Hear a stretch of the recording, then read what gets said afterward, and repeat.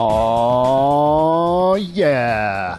Welcome back to another episode of Drafts with Jordan and Josh. I am one of your hosts, Mr. Jordan Plocker. With me, as always, Mr. Josh Liskowitz. How are things with you, buddy? Going really well, Jordan. How are you today? I'm excited that we actually have, rookie performances that we're going to get to talk about here in a second. But I think you have something to tell me about with DraftKings, right? Yeah, I do. I want to get into a little bit about what DraftKings has going on this week. First off, quite happy. Broke even last week. I know you're supposed to make money there, but kind of get my feet wet and off to a decent start, and I kind of have a better handle what's going on this week. And this week, they have something very special going on. This Sunday, DraftKings is hosting a $100,000 Pick'em contest that is totally free to enter. Pick'em is the newest way to play one-week fantasy football. Drafting your team is faster than ever. DraftKings has organized players into 8 different tiers. All you have to do is select one player from each of the tiers. Choose between public contests with big cash prizes or private contests where you can compete against a group of your friends or enemies. And DraftKings also has beginner and casual contests where you'll play against people of a similar skill level. Best part is you get to draft a new team each week without any commitment. So get to DraftKings.com right now. Use the promo code PFF to play in DraftKings free contest with $100,000 in total prizes this Sunday. That's promo code PFF to compete for your share of $100,000 in total prizes. The contest totally free to enter. Why wouldn't you try it? DraftKings, the game inside the game. I like that slogan. Eligibility, of course, restrictions apply. Sorry, Jordan, that means you. See DraftKings.com for details. That's got to be a bummer for you, man. Really. Yeah, it is disheartening. I know you're not a big fantasy guy, but still, especially having all we have at our fingertips. Yeah. With all their fantasy stuff. I mean, let's be honest. It's a way for us to make a little coin, and it sucks that Arizona's like that. It gets frustrating at times because people that I run into in real life, which is very little because I don't usually leave the house much, but the ones that know what I do for a living are like, they want info on that. Yeah, but they're like, oh, you must play fantasy or you must do some ways to make money, some gambling or something like that. And I'm like, no, I don't. I said, sorry. I said, like, wait, where we are, in Arizona, like I said, they'll give toddlers, concealed carry permits here, but they won't allow of this DFS or some of the other fantasy things. So it's unfortunate. Well, as I like to say, safety first. Yeah. It's unfortunate, that the adults can't spend their money on that stuff here. But yeah, it would be, fun. But yeah, you're right. I'm not a fantasy guy. I usually just try to keep my focus strictly on draft nerd stuff. I'm not as diverse as you. You're always like, about fantasy, about spreads, about all kinds of stuff that goes beyond my knowledge. I'm a full-on degenerate. You're only a partial on degenerate. But again, one of my passions is, and the only reason, I pay attention to the NFL, but the real reason that I watch the NFL games during the season is just to see the rookies, Josh. It's really all I care about. I just want to watch the rookies. And we decided that, we were going to, do these rookie reviews, or we'll review their performances every week of the top rookies, and we want to basically sort of keep this running kind of countdown of rookie of the year thing. And if you go to ProFootballFocus.com, the very very talented Billy Moy has been putting together these lists, and he has a list up right now, and he's already got the top rookie candidates of the year, and Oh, Jordan, tell me who's at the top of that list. Man. Tell me who's up on top. Man, I was going to try to pat you on the back, but you started patting yourself before I could pat you. Oh, I think I've earned it this week. Come on. Anyways, if you guys know from last week that Josh picked Kareem Hunt to be his the rookie of the year, and right now Kareem Hunt is at the top of the rookie of the year list. Josh, tell us about what he did. He played the football real well last week is what he did.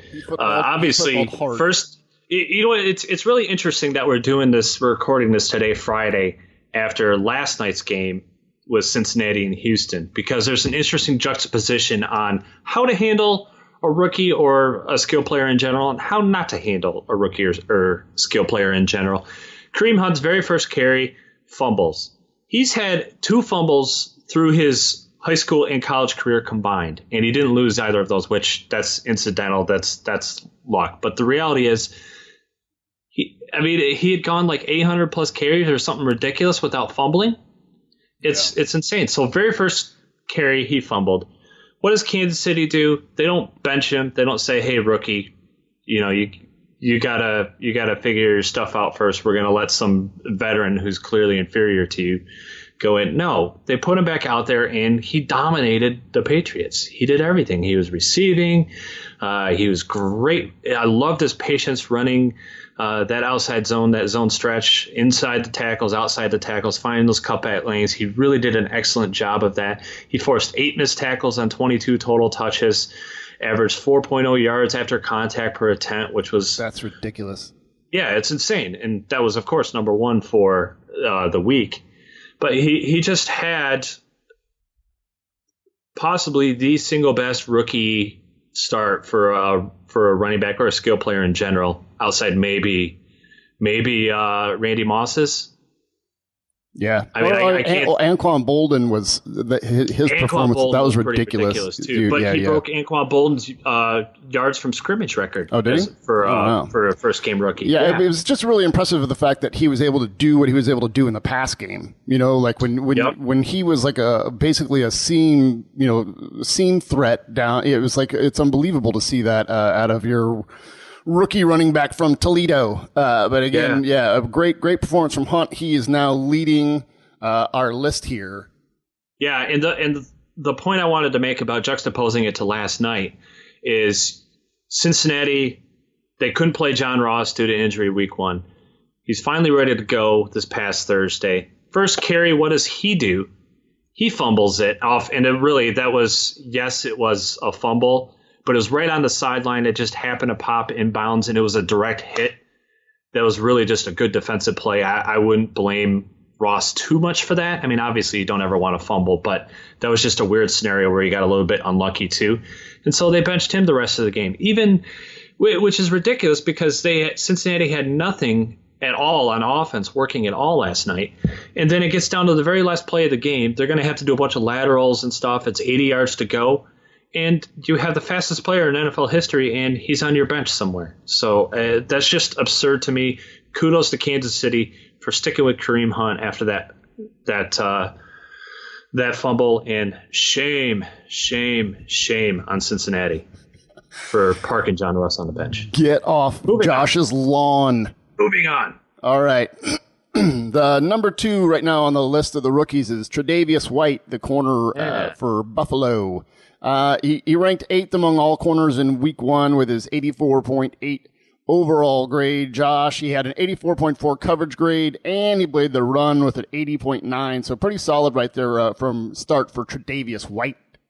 Yeah, and playing the run is generally something that rookie corners really, really struggle with. I think back to Darius Slay in Detroit, and that was essentially why they couldn't get him on the field his rookie year, as good a player as he's turned out to be and as good as he is against the run now. He was so bad against the run as a rookie, they couldn't play him, period. And to see Tre'Davious White week 1 against a team that is going to have to try and run the ball heavy because of their situations with the rest of their offense, to see him grade that well, that was very exciting. He ranked 6th among corners this past week in run stop percentage. So that was a very impressive start for him. Certainly not a guy that you're going to hear about on the national level, but a guy that I know you and I were very high on through the draft process. So I'm very excited to see him so high early season in our rookie rankings. All right, moving on to number 3. It is another running back, and that is Tariq Cohen from the Chicago Bears. He had a 81.1 overall grade in week 1, and he played 28 snaps, Josh. Yeah, what was your nickname for him? Oh, the human joystick.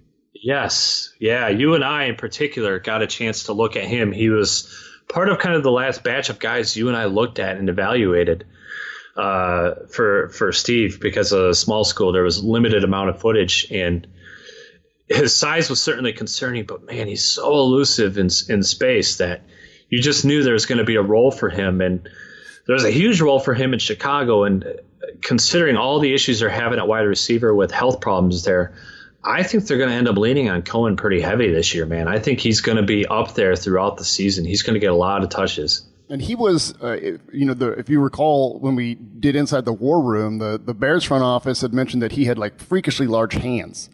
So even though he's small, he's got like freaky large hands. So he can be used in the pass game, and he's not like you trust him to catch, you trust him with ball security, trust him to hold the ball. Yeah, so he's going to keep making an impact as long as they keep getting him the ball. It'll be interesting to see what they do at quarterback there. Keep going forward. I will say with this on going back to the DraftKings thing.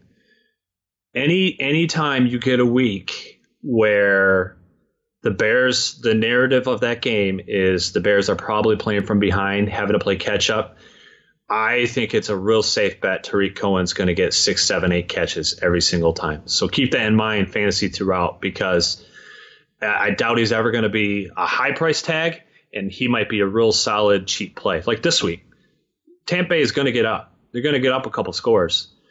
And Chicago's probably going to have to rely on their passing game to an extent, which means for them dumping it off to Cohen and hoping he makes some guys miss in the open field. Anyways, moving on. Well, he did. He forced 6 missed tackles on his 13 touches. There you go. Yeah, and so, he's exciting, fun player to watch. The next running back on the list, number 4 on the list, is Leonard Fournette from the Jaguars. He also had an overall grade of 81.1, and he played 39 snaps, Josh, but a very different running style. Yeah, this is going to be interesting. I'm not convinced this is wholly sustainable. You and I, we talked about them last week when we went over Jacksonville. Yeah. And how he's just going to have to take on and get through a lot of contact without offensive line. And I think they made it clear, and maybe part of it was the game script because Houston wasn't able to do anything either offensively. But I think the mentality of that team is going to be very much, we're going to run heavy, we're going to run power, and we're going to let our defense keep us in and win games and try and grind out yards and grind you to a pulp into the fourth quarter. And that certainly worked for them this past week. We'll see if that continues. But if he can stay healthy, then I think it'll be decent. Certainly don't like his 45.1 elusive rating. That's not overly impressive. 2.62 yards after contact per attempt. That's okay. That ranked him 10th for a week. He did do decent in the receiving game, which is another part that he's going to have to do regularly that I don't think is something he excelled at LSU. Mm-hmm. What do you average? 4 yards a carry, 4 yards per route run? It wasn't that impressive, yeah. Yeah, so that's something he's going to need to be able to carry on. I'm not convinced, like the other 3 we talked about, that this is going to be sustainable for him. But the fact of the matter is he's going to have the volume in there. So we'll see how it goes. Hopefully for Jacksonville's sake, their newfound strategy works out. And I imagine, especially with Allen Robinson going down, that means that much more attention on their end is going to be paid to Leonard Fournette in that run game. Yeah, that 4 yards per route run that you mentioned ranked third. It was like that's good now, but what I was referencing to is when in college it wasn't that effective. So I don't know if that's going to continue. And as we've mentioned before, how sustainable is it in this day and age to keep ramming a man into 8 other men?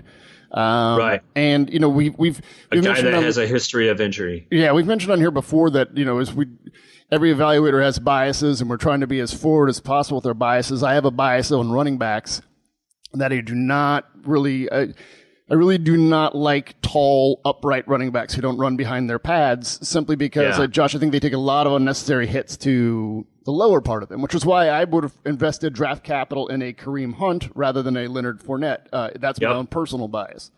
So again, I agree. I have a feeling that at some point his body's not going to be able to sustain a full 16-game season of getting, however many touches he's going to get. But hopefully I'm wrong and he can keep that up because, it is fun. It brings a different element because not too many people are doing that anymore.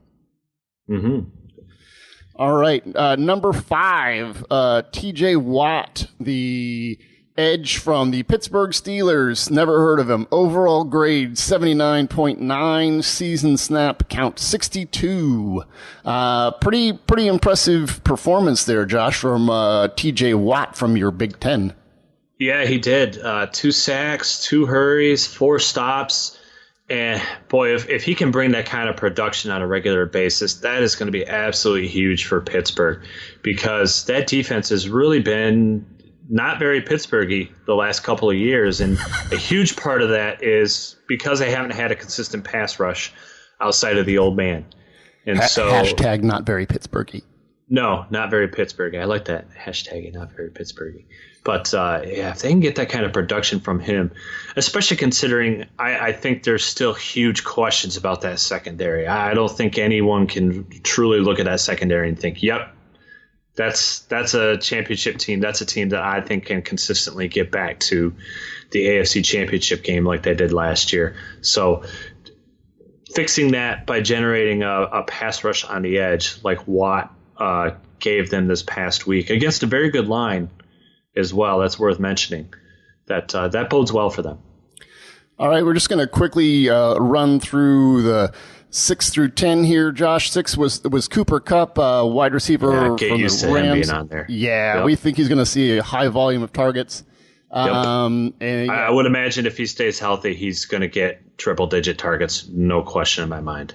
Yeah, so this week he had a 149.3 wide receiver rating, so Goff was really targeting him. Number 7, Dalvin Tomlinson, defensive interior lineman from the Giants. Yeah. Number 8, Jeremiah Ledbetter, defensive interior lineman for the Lions. Number 9, Hassan Reddick, linebacker for the Cardinals, and he was my defensive rookie of the year pick, but he actually had a pretty good game, 83.1, ranked 6th. And then Carl Lawson, ranked number 10, and I didn't really get to see what he was able to do last night. Did you? You know what? I did not either. Honestly enough, I didn't really get much of a look at him last night either. He was really productive in week 1.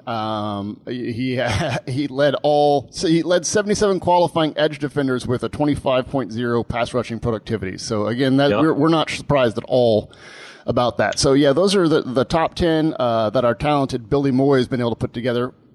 Yep. What 2 names I want to point out, just because there's going to be some question of why aren't these guys in the top 10?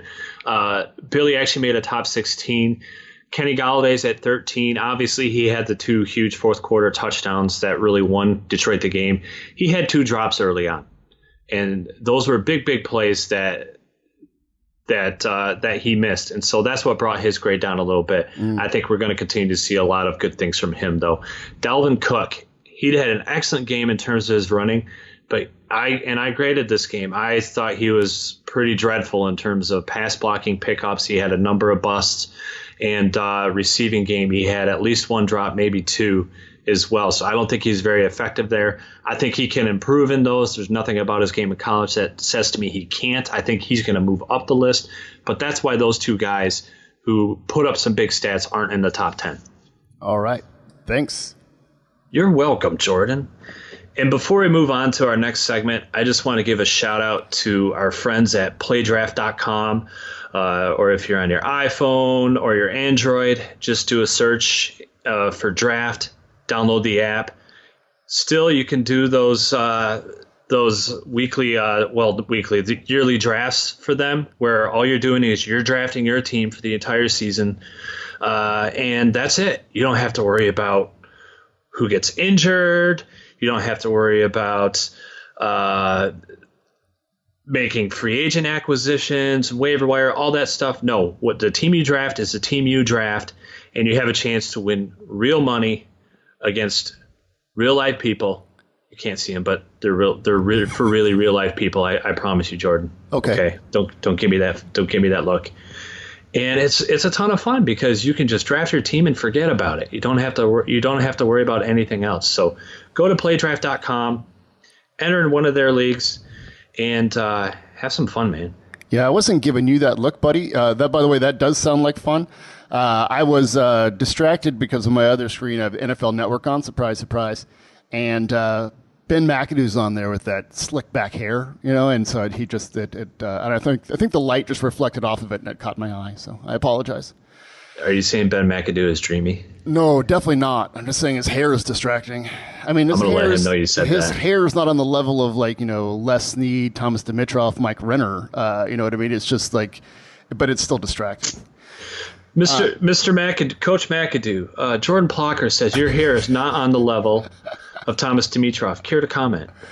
I don't think he'd have a comment. I really don't. But anyways, moving on. So, Josh, we need to talk about the rookie prospects now, and we're going to talk about the quarterbacks to start off with, Josh, because that's what everybody wants. That's what moves the dial, Josh, is the quarterbacks. Especially this year. Yeah, this is because this is the year of the quarterback, which again makes me hungry for Chinese food.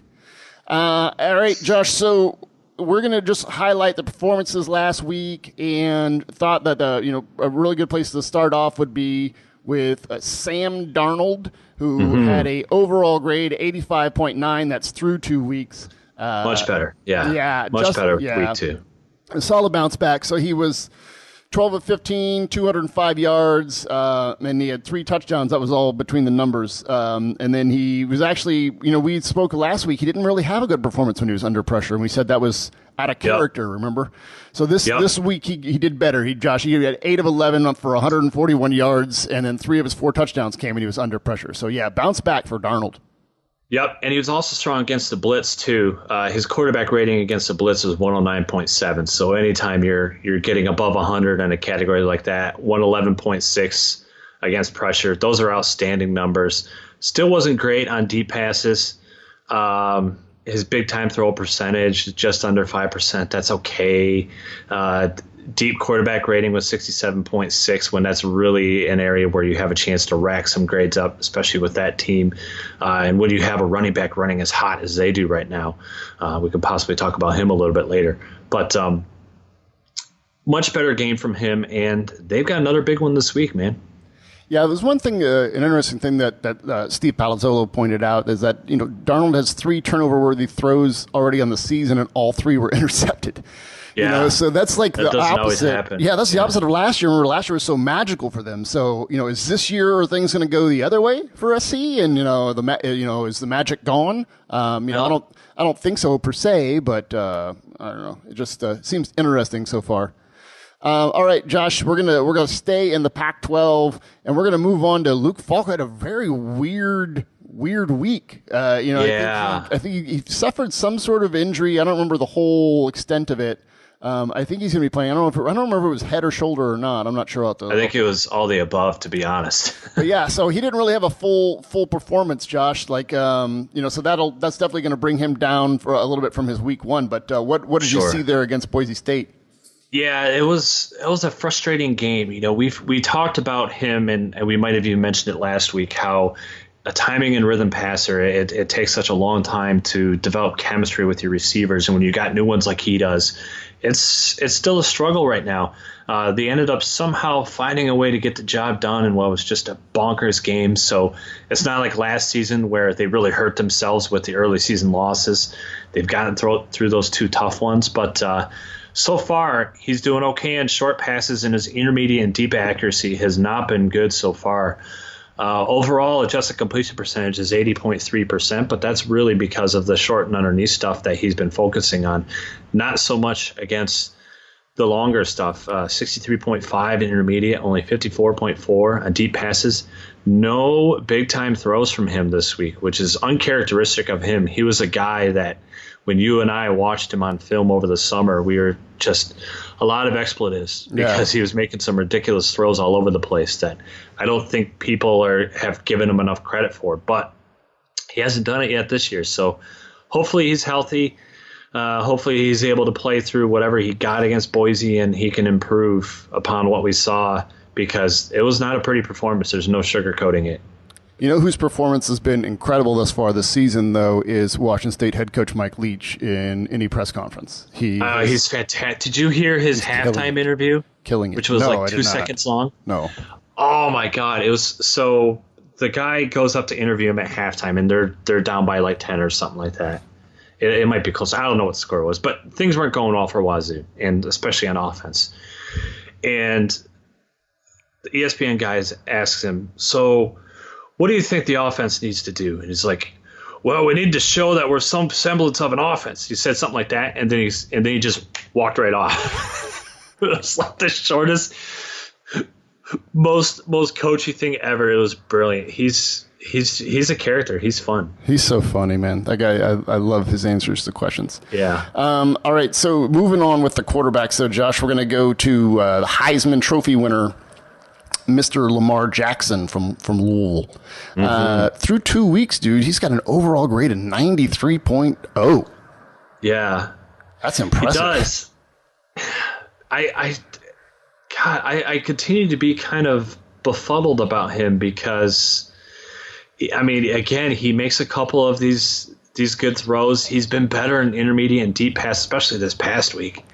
5.9% on big-time throws, but his intermediate passer rating is 132.1. If he continues to do that, it's going to be outstanding. But it's time to throw a 2.98 again, because a lot of it is him dancing around and waiting on guys. Some of it is, yes, him being able to buy time with his feet. But his inaccuracy still scares me, and he's going to have a major, major test this week against Clemson. That's probably the game of the week for a number of reasons. And going against that Clemson defensive line, I can't wait for this game because I think this is going to be a very signature moment for him this year, not just as he tries to go for Heisman number 2, but as he tries to prove to NFL scouts that, hey, I'm more than just this running back with allowed to throw every once in a while, that I can actually be an NFL quarterback. This is the week for him to prove that. He has, as you pointed out, there has been the inaccuracy has still been there a little bit, but I mean, He's definitely shown some improvement, as a passer this year compared to last year, right? Yeah. And so that's one of the things that we sort of mentioned, that we wanted to watch this narrative unfold, and he's really sort of responding and improving in the manner that we were hoping to see. So that's impressive. And like you mentioned, you got a big time performance coming up. All right, the next player I want to talk about had a big time performance this week, and that is Baker Mayfield from Oklahoma.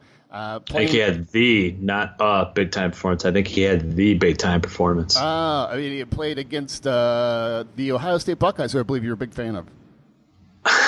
Well, that aside, I don't think there's any arguing what he did was phenomenal against them. And, I mean, obviously, after what happened last year in their building, to go into the Horseshoe and struggle to finish drives in the first half and then just completely dominate in the second half, that was a very, very impressive performance he put on in all aspects. Not a single bad throw.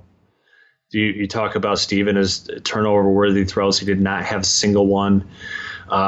Huge passer rating in every single area to the field. I mean, there were even a couple times there was a really nice back shoulder throw he made at one point, too, where I was like, hey, look, he beat coverage. That was an issue you and I had this summer when we went to look at him. He was never really hitting windows. He was throwing to guys that are wide open. It might be at all three levels, but he was never having to beat coverage, and I think he did that a few times against Ohio State. Yeah, I know. Like internally, again, we have a handful of analysts who are always looking at this stuff, and some there's a lot of them, or a decent amount of them, that are really high on Baker Mayfield. And so he hasn't been letting them down thus far this year. Nope. All right, let's move on, Josh, to the next quarterback. And again, great prospect, terrible first name, and that's Josh Rosen from UCLA. And he, granted, it was against Hawaii, but he had a really good game, Josh.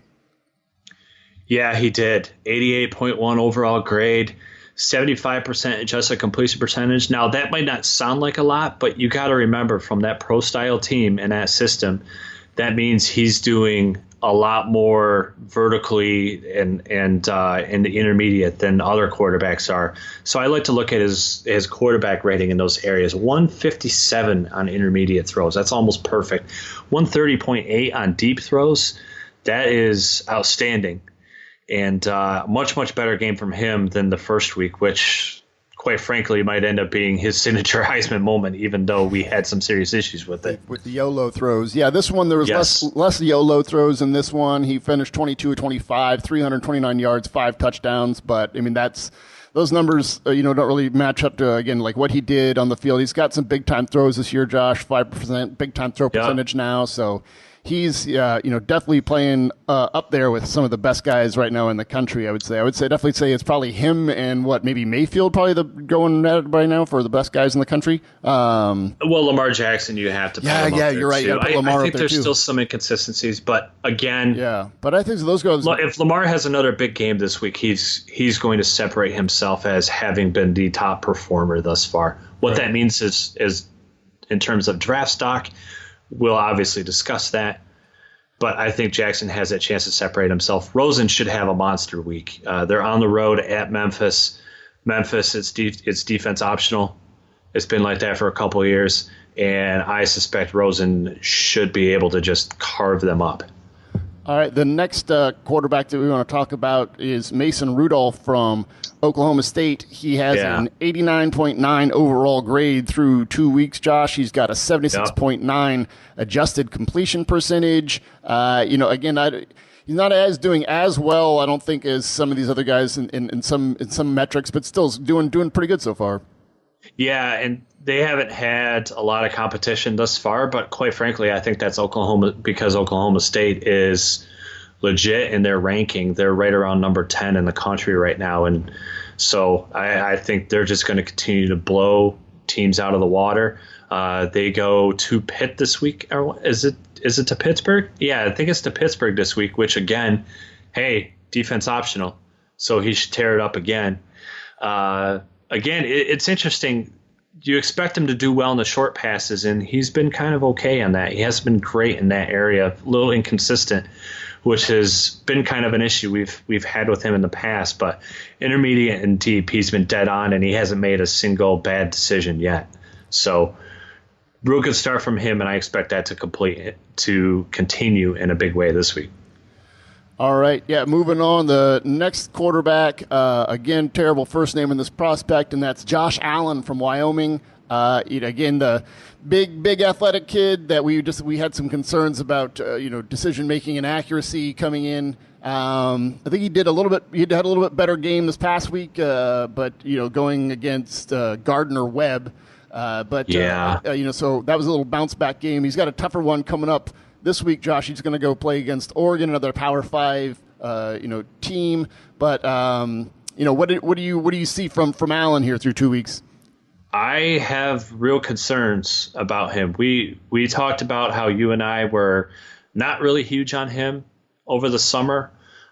We thought day 2 grade was reasonable based on the upside of him, but not based on anything we saw on the field. And quite frankly, his play through 2 weeks has me worried that he just kind of is what he is.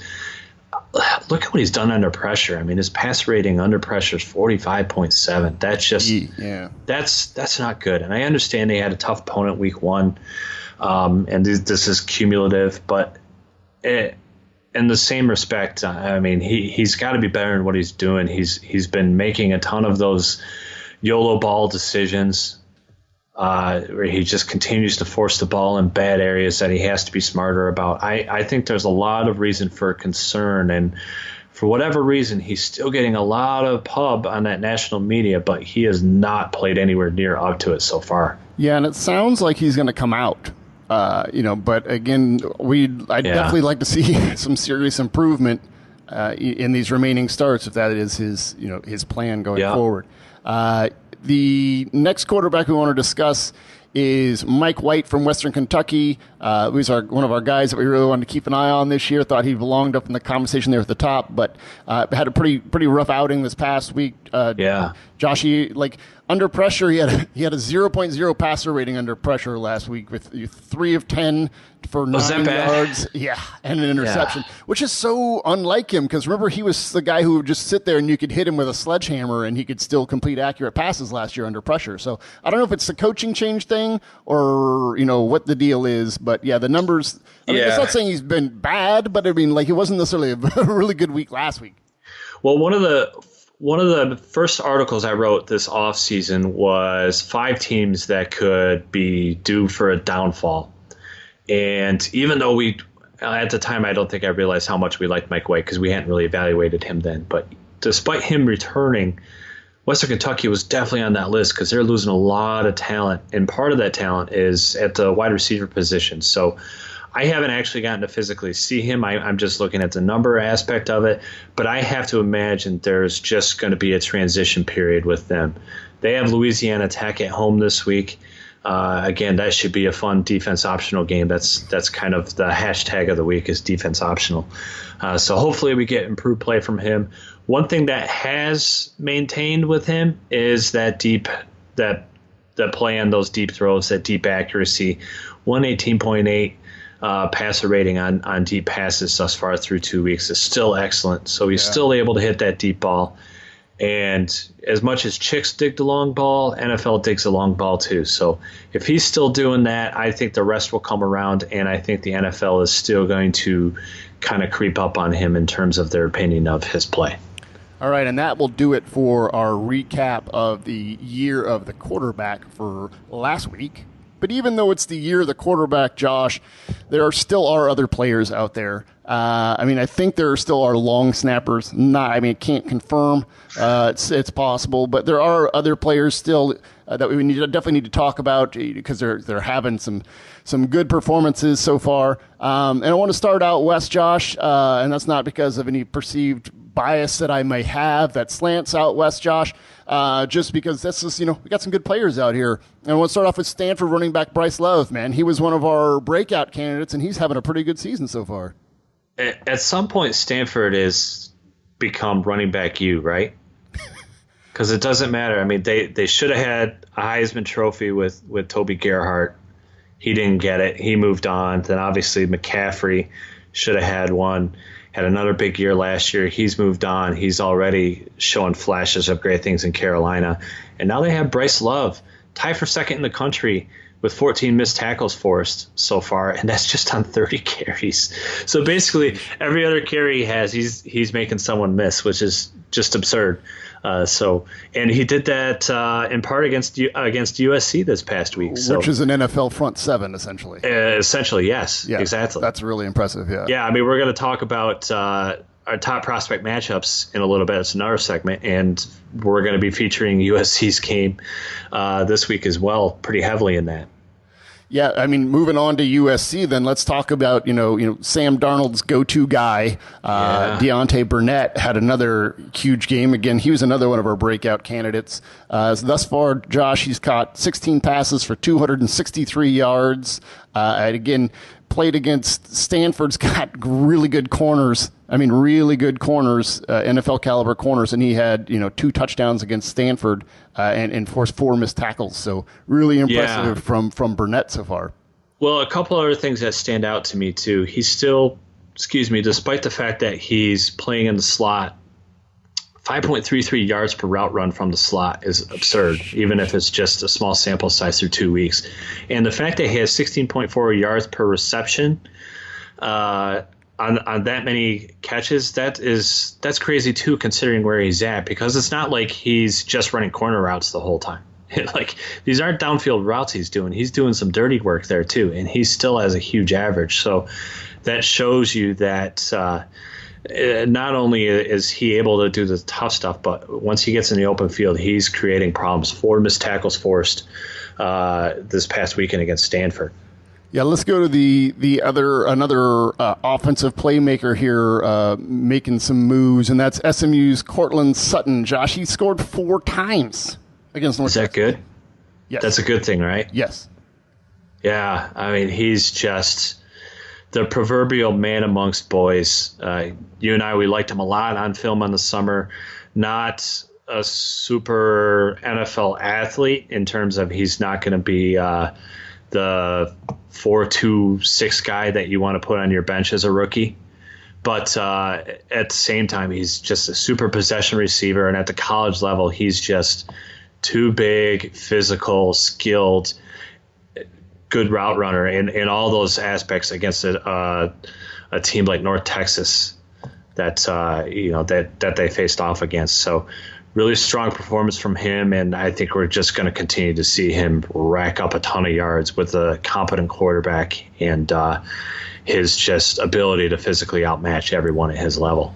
And as our listeners and our avid readers at ProFootballFocus.com know, Josh, you like to look ahead and do sort of like prospect matchups, so we know, when is an NFL caliber guy going to be going up against an NFL caliber guy, right? So we can all watch it. And then I know there was one that you had already highlighted last week that played out, and that was Notre Dame's tackle Mike McGlinchey going up against Georgia's edge Lorenzo Carter and Davin Bellamy. And so that one was something that you had highlighted going in. What did you see from that matchup?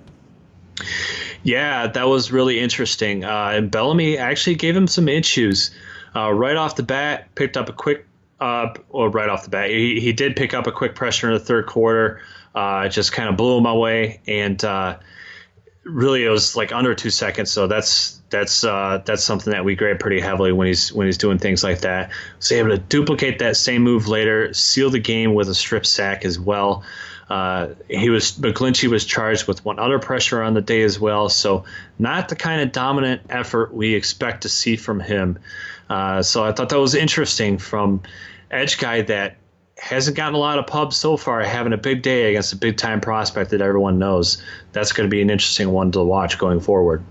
And now that we're talking about defensive players, I want to go back to that that USC front seven that we had mentioned. That again, there's guys on the inside that are NFL caliber. There's guys on the outside that are NFL caliber. There's guys at linebacker that are NFL caliber. So, but some guys had some big performances this past week against Stanford. The edge Uchenna Nwosu, who Josh and I, as you guys know, because you listen to the show religiously. Yeah. Thank you. But again, he was the guy that we highlighted as a breakout candidate. And man, he had a big-time game, Josh. 5 hits, 1 hurry, and 3 batted passes on only 24 rushes. Yeah, he did, and he's the guy we're going to be talking about a little bit later in the show, too, because he's got another big matchup coming up this week. And then Rasheem Green, who is the interior defender, also had a really good game going up against the Stanford. And Stanford's interior offensive line is also NFL caliber. So, again, really good matchups there. All right, moving on to defense, we're going to go with, our guy, one of the players that we highlighted before the season started, and a game that I believe you got to see a bit more than I did, Josh, and that was Western Michigan's Darius Phillips. Yep, I graded this game, and this is not hyperbole. This is the single greatest cornerback performance, and really, I guess it's all around because he did some other things too. But the single greatest cornerback performance I have ever seen. Wow. There's no other way to put it. He was targeted 5 times, broke 4 up, almost broke one of the, almost intercepted one of those. It was just I think it was like a sideline comeback route, and he cut off the route and had to dive for it. So didn't call him for a dropped interception, but it was still a great play. And he did have an interception later on. And to add on top of that, he stripped a guy intentionally on the boundary, grabbed it, returned it all the way for Western Michigan's first score. Final score of the game was 28-14. So how did Western Michigan get the other score? Oh, ho-hum. Yeah, another return for touchdown from Mr. Phillips. He's just the man. I mean, he doesn't have the size the NFL wants, but at some point you need to look at the production he's putting up and doing it against big-time competition. He was really good against USC, even better against Michigan State this past week. And you have to look at what he's accomplished and certainly what he brings as a return threat, because that's always been there, and say, okay, this is a big-time prospect. He's at least got to be a day 2 guy now, right? I mean, as dominant as he's been against the best opponents they'll face all year. He just played 2 Power 5 teams and performed really well. He just smashed them. Yeah, in both games, and as you mentioned, Josh, he's sub 6 foot, so he doesn't have not necessarily that ideal size. But as you and I now know, and our listeners now know, from going inside all these war rooms, we can check off all these things that he does. Though, we have the ball skills, right? We have the athleticism to play in the slot. We have the added return ability. We have playmaking ability. You just have all these things that factor in. Again, he isn't 6 foot, but man, he checks a lot of these boxes of what these front offices are looking for, Josh. Well, to me, the most important thing you said there is play in the slot. Yeah, and while the modern outside corner should be above 6 foot. That's kind of what we come to expect, and certainly we had a ton of those in last year's class. Slot guys can be a little bit smaller, especially if they can do all the things he can, including playing the run. Yeah. And those guys are starters now. Yeah. Nickel is base defense in the NFL now. Yeah. We talked about it throughout, that these teams are going 60, 70. 2 years ago, I think Detroit was 80%. They were in shotgun, and teams were in nickel against them in like 80% of the time. Yeah. So that's your base defense. So nickel guys are starters, and especially if they bring what he brings on special teams, we're not just talking day 2. We're talking Jason Verrett, late first round kind of thing. Right. I mean, you have to be thinking at least, day 2 at bottom, right? Because in my opinion, Josh, and you probably would feel the same way. I think that this guy's a starting nickel corner in the NFL. Yes. So with that return ability. So like, as you mentioned already, that nickels, they're playing so many snaps, they're basically starters anyways. So again, starter value. So like you said, Josh, he could creep up, even though he does lack that ideal size. I don't know that I've ever seen a corner. Well, and again, this is just further context. A corner single-handedly keep a team in a game like that where they end up giving up 4 touchdowns.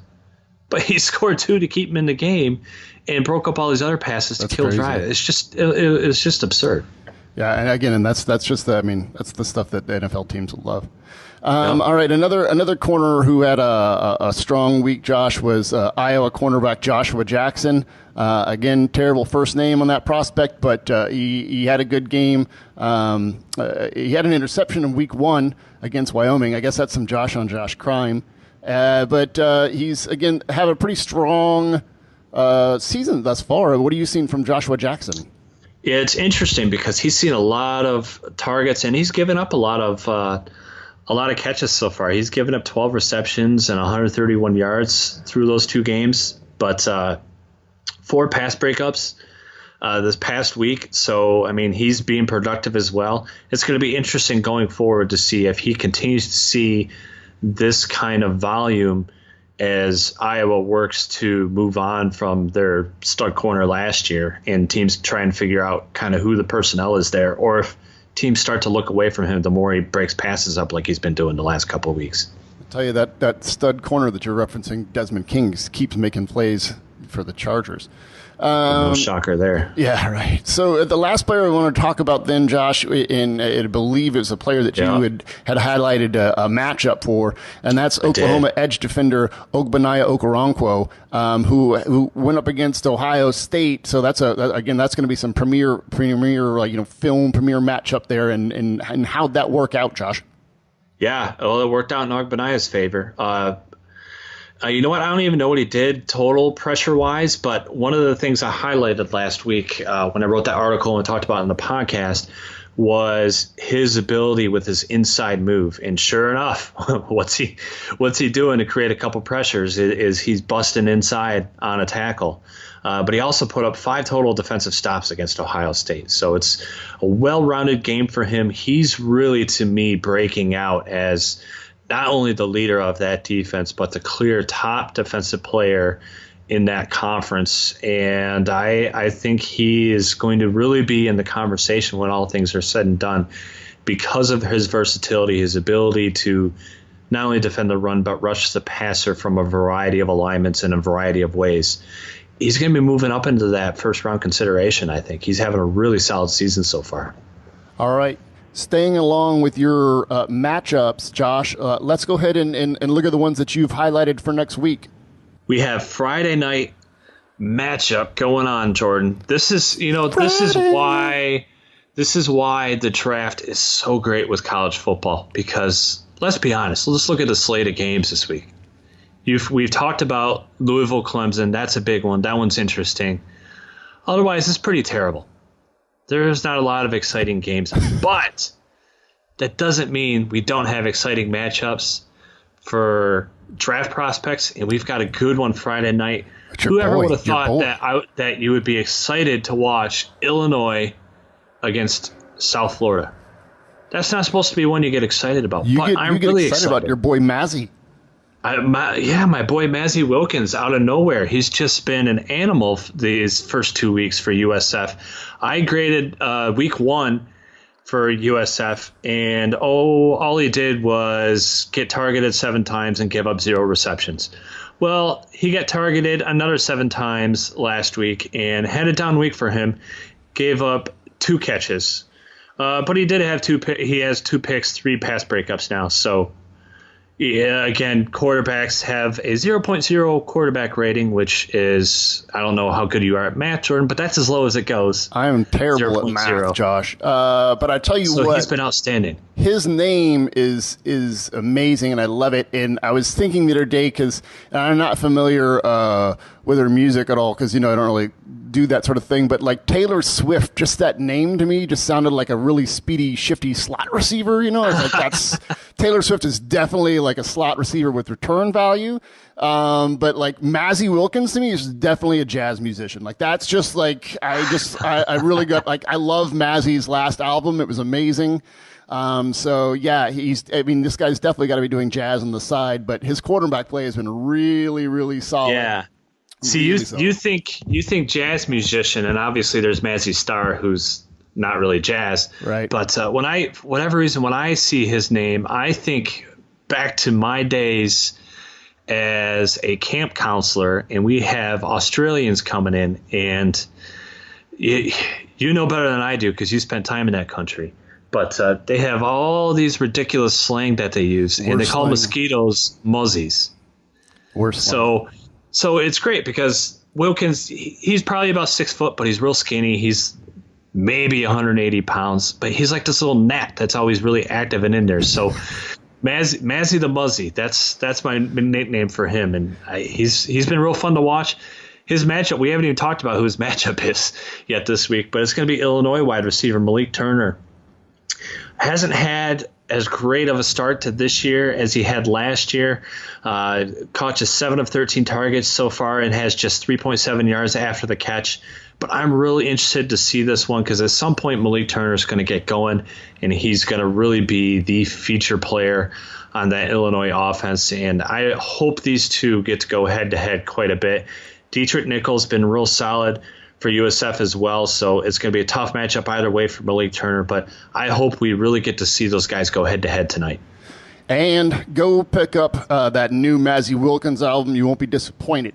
All right, Saturday, Josh, we have another good, NFL caliber wide receiver corner matchup that you accurately plucked. This is going to be like one that I'm really interested to see because Michael Gallup against the tandem of Alabama corners and Minkah Fitzpatrick and Anthony Averett. But Michael Gallup, Josh, he's a physical dude. You know what I mean? Like he's not like a skinny wide receiver. And so this is going to be a fun one to watch. It is. These two are going to go after it. He has 42 targets already this year. No, that's not possible, Josh. You must be looking at that. Is possible. What? Well, they did have an extra game, He's got right? 42 targets? 42 targets. Is that not a typo? Receptions. No, I know. It's absurd. 42 targets already. He's going to get another 10 and probably against Minkah the whole time. So this is going to be a big time matchup for both of them. I can't wait to see it. He has 189 yak yards. Fitzpatrick, he can play real physical and aggressive. My guess is it's going to be another situation like we saw last week in their matchup against Colorado where they kind of both get theirs. Gallup, Minkah is going to break up a couple, but Gallup's probably going to come down with a couple and get loose for some extra yards too. I think they're both going to be able to put up some stats in this game. That's going to be a fun one to watch in a game that on paper, otherwise, obviously, there's not much to get excited about.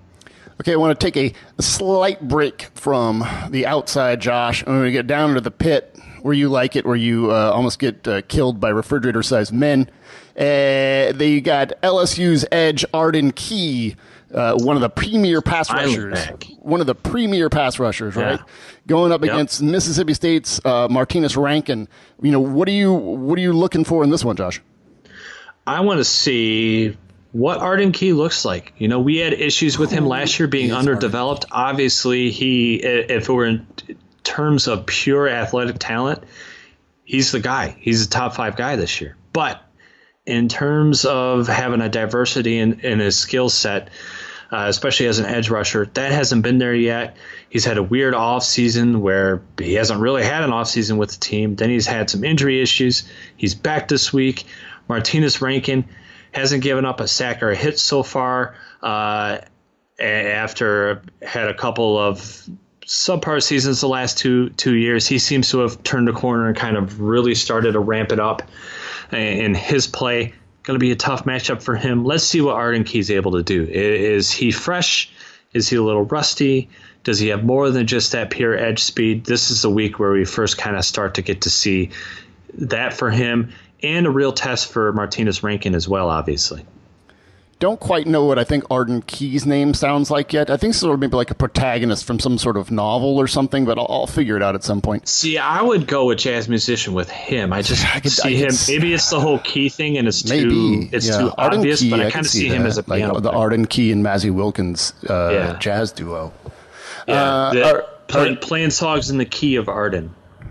Sorry about that. Going to back to the outside, Josh. We're going to go South Carolina wide receiver Deebo Samuel, my boy, against Kentucky corner Derek Beatty. Josh, what are you looking for in this one? Yeah, I just got done reviewing the special teams side of South Carolina's game against Mizzou, which of course featured Mr. Deebo Samuel returning another 97-yarder for touchdown. This is 2 weeks in a row he has a 97-yarder for touchdown. 17 targets so far, so I guess he's no Michael Gallup. But 10 receptions, 128 yards, 2 touchdowns through the air as well. A little more than half of that is yak yardage as well. So that's been real solid. Derek Beatty, it's been a little rough for him so far. He's been targeted 15 times, giving up 12 receptions, 96 yards, and a score. You know South Carolina's going to go after that one. So we're going to be seeing a lot of Deebo in this game, I have a feeling. And this wasn't the only prospect matchup that you wanted to highlight in this game, correct? That's right. We have another trench matchup, too, with South Carolina interior player Taylor Stallworth going against Kentucky's Nick Haynes. Stallworth last year had 26 run stops, already showing that he can rush the passer as well this year. He has 5 pressures through 2 games, which is real solid for an interior guy. Last year, Haynes not giving up a sack all season. He actually gave one up last week against Eastern Kentucky. So let's see what goes on this week between these two. Does Haynes have another rough one, or at least one rep? I mean, I guess it's not fair to say he had a rough game. It was 1 rep. But, he didn't give one up all last year and did it against Eastern Kentucky of all teams. So let's see how he does against better competition this week if he gets back on track. All right, let's move on to another game that features 2 Power 5 opponents, and that also features more than one interesting prospect matchup, Josh, and that's the game between USC and Texas. The first matchup that you wanted to highlight was USC's really talented, shifty running back Ronald Jones against Texas's athletic pursuit linebacker Malik Jefferson. What are you looking for in this matchup, Josh? Yeah, I want to see can Malik Jefferson cool it with the missed tackles. He's had 3 so far. I think otherwise he's generally been fine this season, but he's struggled with that a little bit. And that's been an issue we've had with him in the past. And Ronald Jones has been outstanding in terms of his elusiveness. Mm-hmm. He's forced 12 misses already this season. I imagine we're going to see a bit more from him. But Blake Jefferson's had 8 run stops too, even though he's had to miss tackles. So I'm really interested to see how this one goes. That is going to kind of tell how this game ends up. I think this game could get away from Texas quickly, the way they've been playing in general on defense through the first couple of weeks. But really interested to see how Ronald Jones continues his season, because he's definitely not a name that was on everyone's tongue heading into the year. That was certainly more toward the receiving and quarterback duo on that team. But Ronald Jones has been excellent so far. He really has. And then, going to the other side of the ball in this game, we're talking about Connor Williams, probably the premier, tackle prospect in the class, going up against, our breakout edge candidate, Uchenna Nwosu. I think Porter Gustin, the other edge, I think he's nicked up right now, so I don't know how much he's going to play. So I don't know where they're going to put Nwosu. I'm sure the chance that they get to go up against each other is going to be awesome, though, Josh. I think it's going to be some of the best tape we get to see, and it's probably one of the premier, edge versus tackle matchups we've had so far, right? Well, there's no question about that. I mean, Connor Williams is a friend of mine, not in the football community, asked me, who are your top 5 prospects this year? And I said, well, if you take quarterback out of the equation, because for a number of reasons that money's it up, Connor Williams is still my number 2 guy. That being said, game 1, he gave up 3 hurries. No, they were all just hurries. They weren't hits or sacks, but he gave up 4 total pressures all of last year. So that was a rough start for him. He was back to his ways last week, not having to play the tough big-time opponent that Maryland is looking like they might be this year. But he had a clean slate last week and got a little bit tougher one this week. Uchenna Nwosu already 1 hurry, 6 hits this season, and that leads USC in terms of total pressure so far. So he's been real solid. I hope these two go head-to-head all day long, because that is going to be a really interesting matchup. Again, one of those that we're going to be talking about come January, February, and March as well. All right, and then just to wrap us up, we have one more matchup to discuss, and it's going to be a really interesting one, honestly, Josh, because it's a really intriguing prospect, and that's Utah's defensive interior lineman Lowell Otalele against San Jose State's Jeremiah Colon. And when you think about Lowell's game, like he's a player we've been keeping an eye on since he was a freshman, but he's never really, to us, developed in the way that we would like to have seen him. He's never really become that dominant force we would have liked to have seen. So this is going to be a big matchup for him, Josh. Yeah, it really is. And can I say my joke? Sure. I hope Lotulelei doesn't stink it up against Cologne this week. At least I got laughing instead of crickets. Crickets would have been more appropriate, because that's awful. Taylor might give you some crickets or a rim shot. I'm not sure. I hope everyone has heard crickets on that, because I deserved it for that. Or the sounds of rotten vegetables hitting you in the face. Oh, that's even better. I deserve it. I deserve it in full. But getting back to the matchup, what we've seen so far from Lotulelei is what we saw last year. He's got 4 run stops, so he's been decent in that regard. He has just 1 pressure on the pass rush, really hasn't showed much of a skill set for that. Cologne's been outstanding. He has a couple penalties, but outside of that, just 1 pressure in pass pro. Has an 84.7 overall grade, which ranks 24th in the country as a guard. Well, that's pretty good when you consider there's been 665 guards taking snaps so far around the country. So ranks 24th already. So big start for him, and obviously this is a signature moment for him. What can he do against Lowell Lotulelei? And I'm happy I got lucky enough to somehow get assigned this game. I normally don't get to venture into Pac-12 territory too often. So happy to invade your neck of the woods for this one, because this is an interesting one. And Cologne's one of those guys that we kind of liked heading into the season. I certainly did. And he's one of those smaller school guys that has a big performance here. I have a feeling we're going to be seeing him in Mobilia in January. All right. Well, there you go. Josh has scoured the nation to find the premier prospect matchups for you guys. So now you guys know what to look for this week. You guys now know who performed well last week, both out of the quarterbacks and out of all the position players. And we also took you through the rookie review performances, so keeping you guys up to date in the worlds of the rookies and the prospects, the world that I like to live in, Josh, the world that's free of Aussie slang, because they have the worst slang out of any group of people all in the world, as we both now know. Anything that you want to say on the way out, Josh? We've prepared everybody for the week. I don't want to say anything. Good, because no one wants to hear you, Josh. All right, so please go to iTunes, leave us a 5-star review with your Twitter handle or email address.